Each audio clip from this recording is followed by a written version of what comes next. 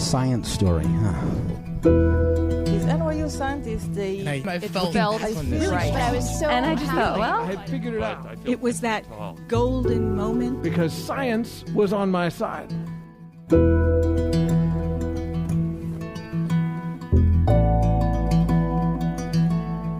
Hey everybody, welcome to the Story Collider, where we bring you true personal stories about science. I am your host, Erin Barker.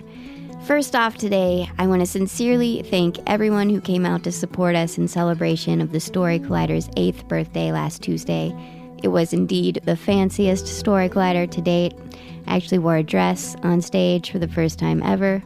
Normally my version of formal wear is my Jose Bautista jersey, so this was a big deal.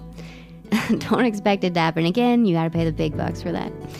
But we had an amazing time, and most importantly, we raised the money so we can bring our show to new places. And now we're gonna sleep for 3 days. So if you couldn't make it to Tuesday's event but would still like to contribute to our continued growth, please visit storycollider.org/donate, where you can find out more about how you can get involved. Moving on to this week, we're presenting stories about identity, whether it's our external sense of cultural identity or our internal sense of self. Our first story is from Jason Rodriguez. It was recorded at Busboys and Poets in Washington, D.C. in December 2017. The theme that night was Odyssey. My name is Jason Rodriguez, and I am a whole person. But I haven't always been. My elementary school was PS 58. It was in Carroll Gardens, Brooklyn. And Carroll Gardens was a predominantly Irish and Italian neighborhood, so by extension, 58's was a predominantly Irish and Italian school. You can imagine a kid with the last name Rodriguez going to a school like that could run into his fair share of problems. But my problems were exacerbated by the fact that I was also a giant nerd. I was such a nerd that I was in the G&T program, which stood for gifted and talented, but the other kids called garbage and trash. I was such a nerd that I was the valedictorian of my elementary school, which is just such a bonkers concept that a school would point to a kid and say, "This is this school's biggest nerd." But I was a nerd in a lot of other ways too, because I liked a lot of things that most kids my age kind of moved away from. I liked toys. I liked video games. I liked cartoons, but most of all, I loved comic books. I loved The Amazing Spider-Man, I loved The Uncanny X-Men, and I loved every single thing in between. So, because of all these factors, 58's could have been a bit of a problem. But I was cautiously optimistic about junior high school. Junior high school was going to be different. I went to JHS 142. 42's, unlike 58's, was on the border of Carroll Gardens and Red Hook. Red Hook at the time was a predominantly Black and Latinx neighborhood, and I was a Rodriguez. Additionally, I had deep roots in Red Hook. My parents were raised in Red Hook. All 4 of my grandparents were raised in Red Hook. Every Friday, I would be in Red Hook on Dyckman Street in my grandma's house, sitting around the table with my mom, my dad's 6 siblings, all the cousins. We would eat bernil, we would tell jokes, we would sing songs, we would sometimes get up and dance. I was confident at this setting in Red Hook. I was at my grandma's house the Friday before I was supposed to start junior high school, and I went outside, and this kid I knew forever, Bito, he was outside playing basketball. I knew Bito was also starting at 42, so I joined him. We shot horse for a little bit, and I asked him if he was nervous about starting at 42's, and Bito said, "No, not at all. I know a lot of people there already. A lot of my friends from his elementary school, which was 29's, was going to be there. Bito was set." And by extension, I thought I was a Rodriguez with deep roots in Red Hook, and I knew Bito, and Bito knew people, and I was going to be set in junior high school. Yeah, so. A couple of days into my junior high school experience, I'm walking home by myself, and a group of kids come up to me, and Bito was with them. And I don't know what I'm expecting, but the kids walk right up to me and they say, "Yo, shorty, run your shit," which basically means take everything out of your pockets and give it to him. So I didn't want to sell Bito out, right? I kind of felt bad for Bito because Bito's trying to fit in too. So I do the one thing that a true nerd would do. I take out my wallet, pull out my junior high school ID, show it to these kids, and say, you don't have to mug me. My name is Jason Rodriguez. Rodriguez. There's plenty of other kids you can mug. It's fine. We're good. Oh, that didn't work. So I tried begging and pleading. That didn't work. So finally, I turned to Bito. It's my trump card. And I say, I know that guy. I know Bito. We're good. And Bito looks at me, and he says, I don't know you, white boy. And that's when I realized that I was too white for the Puerto Rican kids and too Puerto Rican for the white kids. That's also when I realized that these were two very separate identities that I can put inside boxes and take them out whenever I needed them. And this was sort of the way I lived from the time I was mugged by Bito and his friends up until I learned about space cats. And I'll get to that. But before we get there, there was another fracturing that was kind of important to the story. So I went to college, Boston University, biomedical engineering student. And within the first couple of weeks, my student advisor, faculty advisor, whatever they call it, invited me and a couple of other students to his house for dinner, right? So we go. He has this gorgeous house in the Boylston neighborhood of Boston, which is the most hoity-toity neighborhood possible. We go up to his apartment. It's on the top floor. He has a wall that's just like a window. He has a globe. He has a telescope.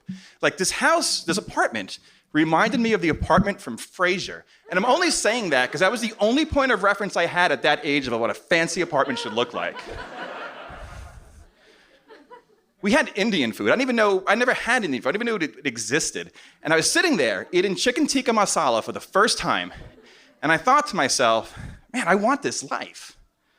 At the same time, I started making comics. They were dumb comics. It was a comic about a string that was also a DJ. It was called DJ String Boy. It was just... But my college friends, they really loved it. And they laughed. And they wanted to see more of it. And they wanted to spread it around. And it was really exciting. This thing that I've always read was now being created by me, and I could share it. And people liked it. And I said, man, I really want this life. But I never once said, I want both of these lives at the same time. For me, these were two very different lives. So I went forward with my Puerto Rican box, and my white box, and my creative box, and my professional box, and I never used any one of those boxes at once. I always took out whichever fit the moment. So with my professional box, I got my tech job, I got business cards, I got a tie, I gave talks at conventions, I got another degree, I started getting into business development, I was doing great. With my creative job, I started doing small press zines, and then small press books, and then mid-press books, and then large press books, conventions, totally different business card. That was going fine. But those two lives never crossed. People from the creative side knew nothing about my technical side, and people from my technical side knew nothing about my creative side. They were completely different identities. So at one point, I started getting into doing comic book workshops for kids. And I loved doing it. I loved working with kids, going into schools, all that stuff. I had this friend, Eric.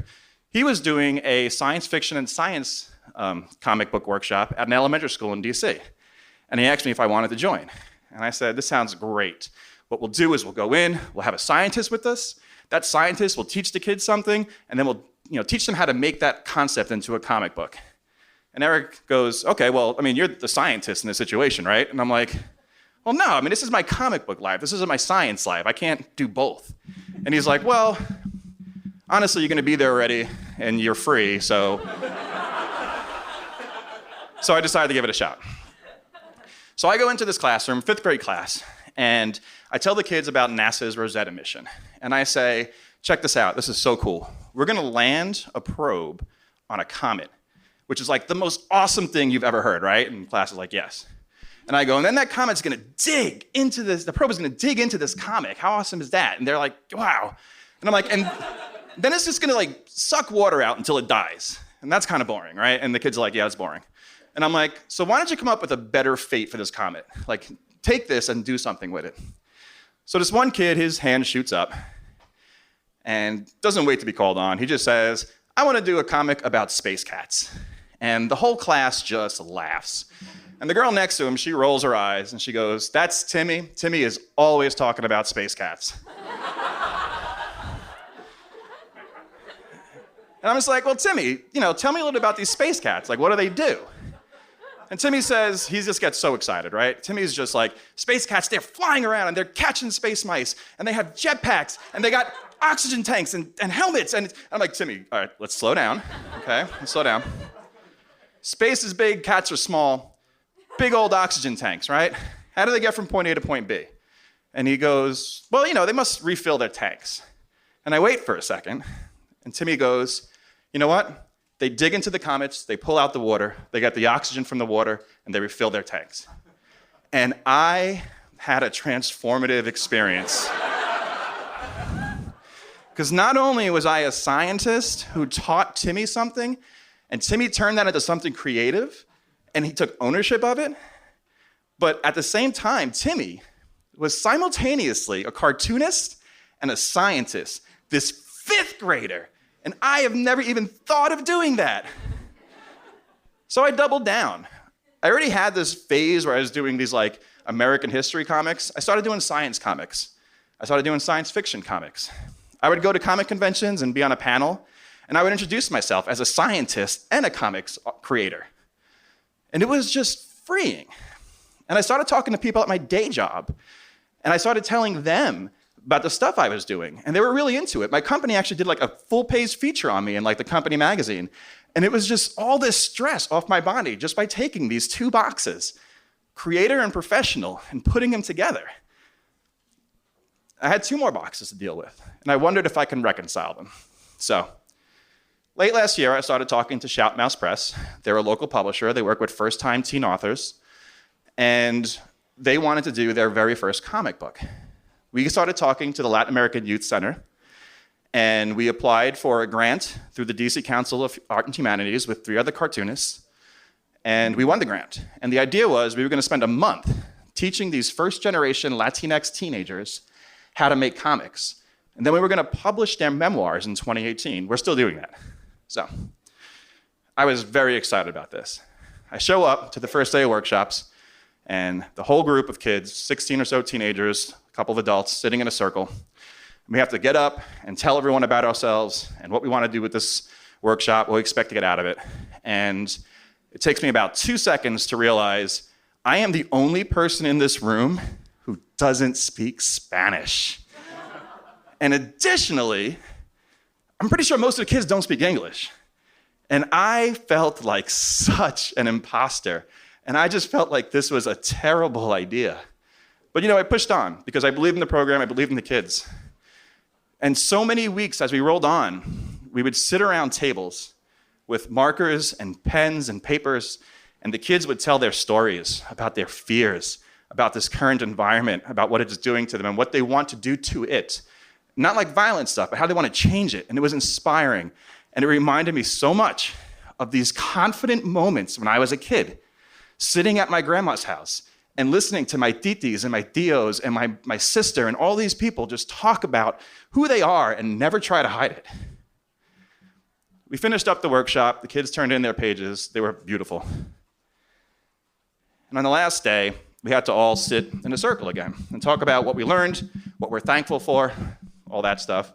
Everyone gets up and it's my turn. And my plan was to tell them what I just told you, about how I saw my family.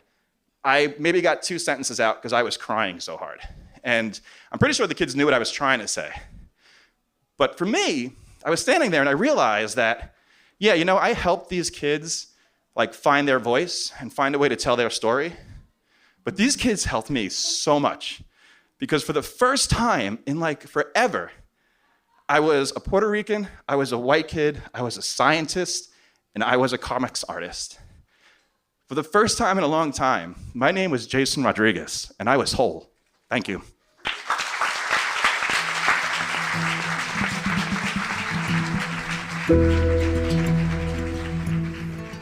That was Jason Rodriguez. Jason is a writer, editor, educator, and applied mathematician. He spends the first half of his day developing physiological models of human injury. In the evenings, he creates educational comic books about American history, systemic racism, and physics. And on the weekends, Jason tends to visit conventions, museums, libraries, and festivals in order to talk about the unparalleled joy of comic books. Our second story today is from Josh Silberg. The story was recorded in November 2016 at Camp Hess Kramer in Malibu, at a show we produced in partnership with SciComm Camp.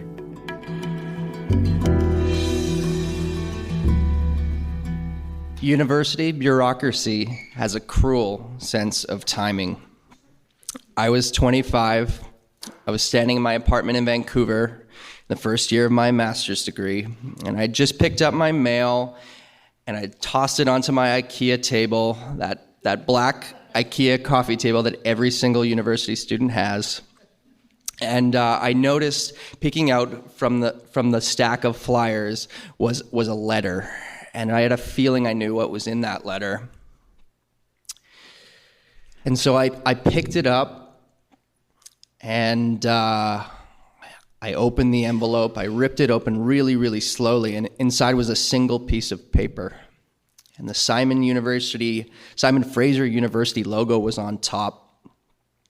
And I opened it up really slowly, and I read it, and it was my worst nightmare. I'd been accepted to the PhD program. I cried, and not because I was happy, but because I couldn't even decide in less than an hour what I could eat for lunch at that point in time, and I didn't know how I could make such an important life decision. I wasn't even sure I wanted to finish my master's, let alone a PhD, and I threw that congratulatory letter on the ground, and I retreated under the covers of my bed, and I just holed up. And a few months prior, I was on cloud 9. I had started a master's program, and I couldn't imagine why anybody wouldn't want to do this. And to the point where I didn't even want to do it for 2 years. I wanted to do it for 5 or more. I wanted to stay there forever. And I whizzed through the first 2 semesters of classes, and I found myself on a tiny float plane heading up to one of the most beautiful places in the world, the Great Bear Rainforest on the central coast of British Columbia. And I sat on a driftwood log looking out over the Pacific Ocean. The moon was lighting it. Everyone else had gone to bed. No one else was around. There were calm waves lapping up at the shore. It's an idyllic, almost tropical-looking white sand beach stretching out for a quarter mile in both directions. And I shivered, and I didn't know what to do. This was my childhood dream, and I was terrified. And so when you wake up in the morning, when you're up there, typical day starts at about 6 a.m. You get your stuff onto the boat, you put it on there, you go out to our next research site, which is a towering forest of kelp. And the 3 other researchers would pick up their fishing rods, and they'd tie a lure onto there, and they'd toss it into the ocean, and plunk, plunk, plunk, whiz, whiz, whiz. You let the line go out, it goes slack, it hits the bottom. And I just winged it. I had actually never been fishing before in my life, before starting a master's that had to do with fish. I just thought it was a cool project. I didn't even have time to second guess. I just kept going. And that's a really, really tough place to be, but you know what? Your instincts sort of, you have the fight or flight. It just kicks in and you just do. And by the end of each day, just before dinner, we'd come home and we'd have a cooler full of fish to dissect. And things were sort of getting worse and worse for me. And there was one particular day where I realized I had a big problem. And we laid out the fish one by one on this wooden table, and there were fillet knives, there were tweezers, and I put on my imposter mask, and I gave instructions to the other people. And we needed backbones, we needed ear bones, and we needed some muscle tissue. And each one of those would go into a little vial, and that glass vial was about half the size of your pinky. And each one would have a label on it for each fish that I would have assigned it. And by about 9 o'clock, we finished that up. We hosed down the table, and everyone else went off to the beach to catch the last of the sunset, and I hung back. And all I could think about was them commiserating around the fire about how incompetent I was. And who was that guy that they let into university? And the university probably regrets that. And then I went about my nightly routine back in the laboratory. And each vial had to go into the freezer, and they would put it into a box, and each box had about 100 vials that could go in there. And I put each one into the box one by one, and I thought, okay, I'll organize this by what species of fish are there. No, that's not right. I'll do it by what site they're at. No. I second guessed, I third guessed, and then no, my first guess was right, and no, maybe not. And I just got totally lost in the fog inside of my head. And I faffed about, and I just didn't know where I was or what I was doing, and untold hours went by of me switching these back and forth and back and forth. And I remember staring at this cream-colored lab bench and just zoning out for I don't know how long. And I snapped out of it, and only one thought came through the fog. And I slunk down in the chair, and that was, I don't think I'm cut out for this. At some point, everyone's going to see me for the fraud that I am. And, all my previous successes, chalk that up to fluke and privilege. They're going to figure it out sometime, and there's going to be some repercussions. I finally went to bed around midnight. I was too exhausted to even dream. Pretty much the second my head hit the pillow, it seemed like my alarm went off. And at 6 a.m., it was time to do it all over again. And for about 5 minutes, I lied there and I thought, I could feign a physical illness. No one would get mad at me for not doing a day of research because I had the flu. But I was sick. I just didn't know it yet. So flash back to my apartment, and I'm holding that letter that I dreaded the most. And at that moment, I read those two sentences over and over again. Dear Joshua, we are pleased to inform you that you have been accepted to the Doctor of Philosophy program in the fall term. On behalf of the committee, I wish you continued success at the university. Continued success?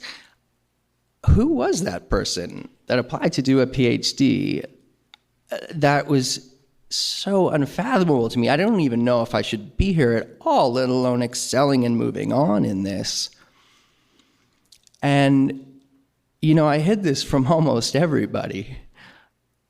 To me, I was failing my family, my supervisor, myself.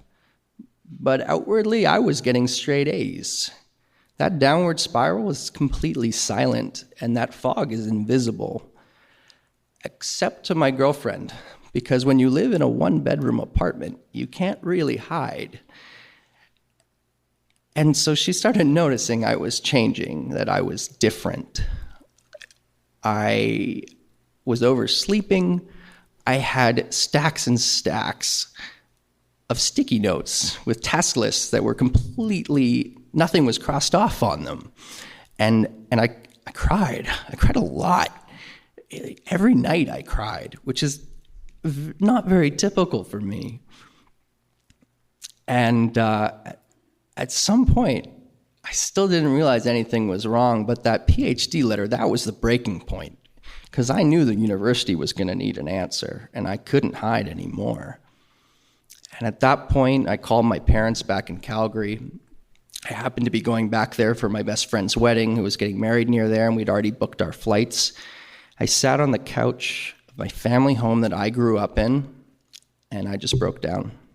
I spilled everything, my feeling of failure, that I was just letting everybody down. I still didn't really understand what was going on. How was I going to tell my supervisor I couldn't do a PhD? That was my biggest fear. It was at that point that I went and got help. And I went and talked to a doctor and a therapist. And I exhaled for the first time in months because it had a name. I was depressed. And when you put a name on something, there's a power to it. When I was playing around with those vials back in that room, I didn't understand that at all. Not in that moment. I still don't understand what I was doing there. But, you know, all those irrational thoughts, when you give it a name, there's a power to that. And there's a catharsis that came over me.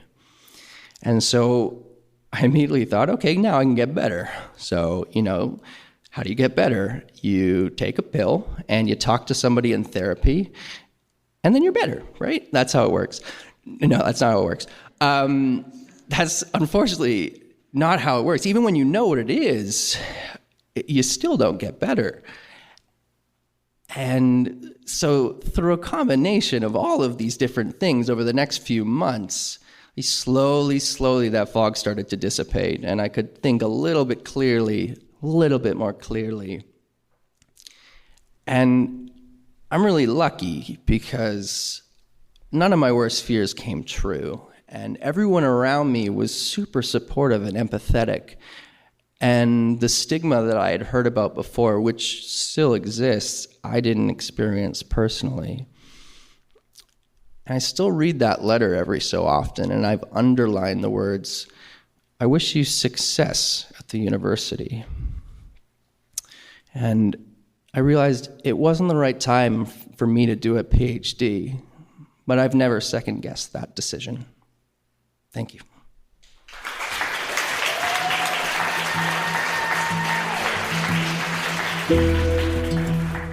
That was Josh Silberg. Josh has researched everything from humpback whales to whale sharks to rockfish. He just couldn't decide on one creature to study. After earning a Master's of Resource and Environmental Management from Simon Fraser University, he joined the British Columbia-based Hackeye Institute as the Science Communications Coordinator. You can follow him on Twitter at Josh Silberg. If, like Josh, you are also based in British Columbia, we would like to invite you to the launch of our brand new series of shows in Vancouver on May 22nd. We will be at the Fox Cabaret, and our producers, Kayla Glenn and Armin Mortazavi, have a great lineup assembled. You won't want to miss it. Find out more at storycollider.org. The Story Collider is grateful for the support of the Tiffany & Co. Foundation and of Science Sandbox, a Simons Foundation initiative dedicated to engaging everyone with the process of science. The Story Collider is directed by Liz Neely and Aaron Barker, that's me, with help from our amazing staff and volunteers. The stories featured in today's podcast were from shows produced by Miriam Zaringholm, Shane Hanlon, Cassie Soliday, Brian Wecht, and Liz Neely. The podcast is produced by Zoe Saunders. The theme music is by Ghost. Special thanks to Busboys and Poets and Camp Hess Kramer for hosting these shows. And once again to everyone who joined us at Tuesday night's fundraiser, and all of our donors and supporters who enable us to do what we do. Thanks for listening.